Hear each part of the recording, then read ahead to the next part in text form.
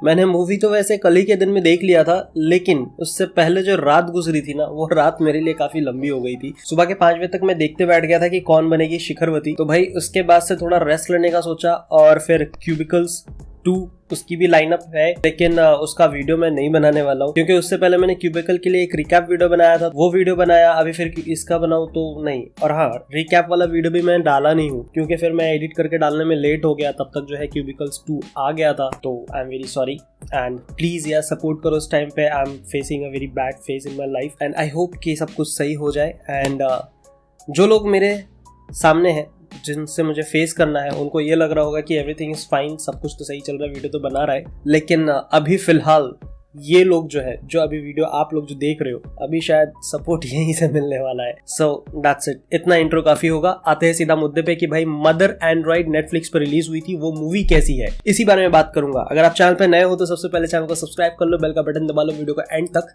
जरूर देखना।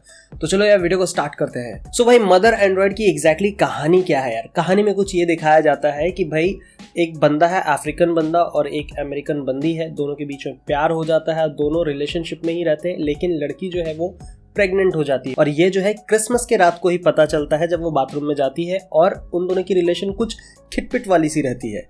और जब बाथरूम के अंदर में रहती है, अचानक से एक वाइब्रेशन या कुछ समझ लो एक तरह का ब्लास्ट होता है, जो कि एक टेक्नोलॉजी वाला ब्लास्ट होता है। मतलब सबके फोन्स, आसपास में जितने भी रेडिएशंस होते हैं, वो सबके सब हाई लेवल पे पहुंच जाता है, बहुत जोरदार सी आवाज आती है। और उस वक्त में पता चलता है कि उस वक्त जो घर के अंदर में जो बंदा सबको सब कुछ सर्व कर रहा है, वो एग्जैक्टली एक रोबो है, और वो एंड्रॉइड रोबो है। अब वो बंदा जो है एक कोड से कंट्रोल होता है, जो कोड आई थिंक 1700B ऐसा करके कुछ रहता है, और हीरो ये बोलने पे वो कंट्रोल्ड हो जाता है, या फिर उसकी बात जो है मानने लग जाता है, एक तरह का पासवर्ड होता है। तो भाई वहां पे एक तरह का वॉर से छिड़ जाता है, और वो जो है सब पे अटैक करने लग जाता है। और उसी वक्त जो है उसे रोकने के लिए जो है उसको जान से मारना पड़ता है। और जब उसको मार रहे होते हैं तो उसके अंदर से कुछ ब्लैक कलर का ब्लड जैसा निकल रहा होता है, ब्लड के शक्ल में, जो ब्लैक कलर का होता है। तो भाई वहां पे थोड़ा कहानी समझ में आता है कि ये कहानी जो है एक रोबो, जो कि एंड्रॉइड रोबो है, और दूसरी तरफ इंसान, इन दोनों के बीच में भिड़ने वाली होती है। लेकिन कहानी की सच्चाई क्या है? पूरा जो टाइम आप देखोगे ये मूवी, उसके अंदर में कितना हिस्सा इसमें दिखाया जाने वाला है कि भाई एंड्रॉइड की लड़ाई इंसान के साथ में हो रही है।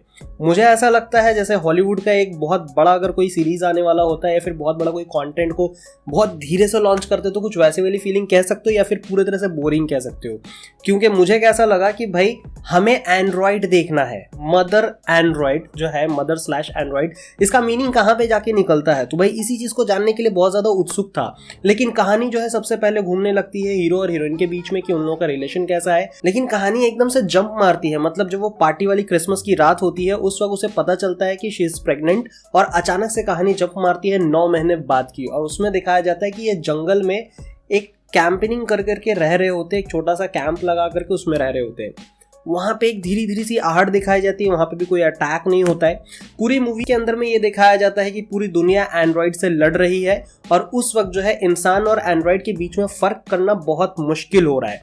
मुश्किल हो रहा है इन द सेंस कि भाई नहीं समझ में आ रहा है कौन इंसान है कौन एंड्रॉइड है। तो बार बार कहीं से भी वो लोग पास हो रहे होते हैं, तो पंच करके उनका ब्लड टेस्ट किया जा रहा होता है, और पता चलता है कि हाँ ये एंड्रॉइड नहीं, ये इंसान है, ह्यूमन है। अब उसी बीच जो है बच्चा भी पैदा होने वाला होता है, वहां पे बहुत सारे कॉम्प्लिकेशंस होते हैं। तो कहानी कुछ ऐसे चल रही होती है, बहुत ही स्लो लगता मुझे कहानी, ऑनेस्टली बताऊं तो बहुत स्लो कहानी लगती है।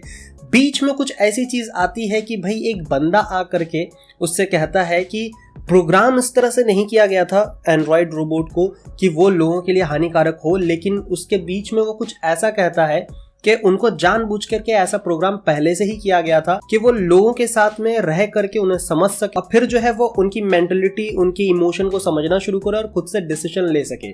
बस फर्क इतना है कि एंड्रॉइड सब कुछ कर सकते हैं सिवाय अपने आप को प्रोटेक्ट करने के। मतलब उनको खुद को कैसे प्रोटेक्ट करना ये नहीं पता है। अब उसमें एक बहुत बड़ा सा लूप होल दिखाते हैं कि भाई इनको जो है एक जैकेट पहन के इनके सामने जाने से वो नहीं दिखेंगे, इंसान उनको नहीं दिखेंगे, वो जैकेट अगर पहन करके सामने जाते हैं तो। अब ट्विस्ट किस तरह से एंड में आता है वो थोड़ा सा है देखने लायक है, लेकिन फिर भी मैं कहूँगा it's just like a warm up. मतलब थोड़ा सा एक झलक देखा और कहानी खत्म। इसमें बस ये दिखाया जा रहा है कि इंसान को किस तरह से सरवाइव करना पड़ रहा है। हाँ, लेकिन एक जगह पे जाकर के मेरा दिल थोड़ा पिघल सा गया, क्योंकि पूरी कहानी जो है रिलेशन पे कुछ ज्यादा बेस किया गया, एंड्रॉइड उतना ज्यादा नहीं दिखाया गया। तो उस हिसाब से कह रहा हूँ कि हीरोइन जो है जब बच्चा पैदा कर देती है और उसके बाद से वो जा रही होती है कोरिया, कि वहाँ के लोगों को लिया, वहाँ पे लोगों को अंदर लिया जा रहा है और सिर्फ बच्चे और माँ को लिया जा रहा है, और जेंट्स को नहीं ले रहे हैं। मतलब हस्बैंड वाइफ अगर जाते हैं तो सिर्फ बच्चे और माँ को लेंगे और हस्बैंड को नहीं लेंगे।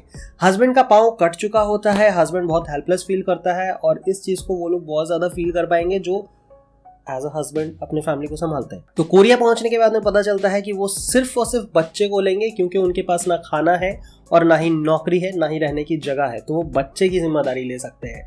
That was like a heart melting thing, जो कि मुझे यार काफ़ी ज़्यादा दिल को चुभा के यार सोचो अगर लाइफ में कभी ऐसा सिचुएशन आए कि आपको अपना बच्चा जो है देना ही सबसे ज़्यादा बेहतर लगे, खुद से अलग कर देना आपको बहुत ज़्यादा बेहतर डिसीजन लगे, तो वो डिसीजन कितना हार्ड होगा, किस तरह से इमोशनली टच करेगा, आई डोंट नो। लेकिन जो था वो बहुत ज़्यादा दिल को लगा। लेकिन जो टाइटल है वो कहीं से भी जस्टिफाई करते हुए मुझे नहीं लगा। आई होप कि इसका कोई पार्ट 2 वगैरह लेकर के आएंगे ये लोग। पार्ट 2 फिल्म लेकर के अगर आए तो शायद उसमें राइजिंग दिखाएंगे और अच्छे तरीके से एंड्रॉयड क्या है, कैसे बने, किस तरह से अटैक कर रहे हैं, लोगों को कैसे परेशान कर रहे हैं, ये सारी चीज़ दिखाने को मिले। सो ओवरऑल कहूँ तो यार not so entertaining. If you want to skip it you can skip it, if you have your time you can watch it, it's up to you. मैं कोई नहीं होता कहने वाला कि भाई ये कंटेंट आप मत देखो, मैं सिर्फ ये बता रहा हूँ कि ये कंटेंट आपको उतना ज़्यादा एंटरटेन नहीं कर पाएगी जितना ज़्यादा मैं एक हाइप लेकर के चल रहा था अपने मन में कि कुछ धमाका देखने को मिलेगा। It's not like that. So that was my honest reaction. What's your take, please do comment. आपने देखा तो आपको कैसा फील हुआ, कहानी से आप कितना अटैच्ड हो पाए हो, क्या क्लाइमैक्स आपको जस्टिफाई करते हुए दिखा या नहीं, आप दूसरे को रिकमेंड करोगे या नहीं, ये भी जाकर के कमेंट सेक्शन पे बताओ। स्क्रीन प्ले, डायरेक्शन वगैरह जो भी था वो सारा का सारा कहानी के अंदर में मैंने बता दिया है। मेरे जो रिएक्शन का एंड था उससे आप समझ चुके होंगे कि ये सारा चीज़ कैसा था, तो मैं इस बारे में ज़्यादा बात नहीं करना चाह रहा था। सो यहाँ तक वीडियो देखने के लिए तहे दिल से धन्यवाद। मिलूंगा नेक्स्ट वीडियो में, तब तक के लिए थैंक यू, बाय बाय।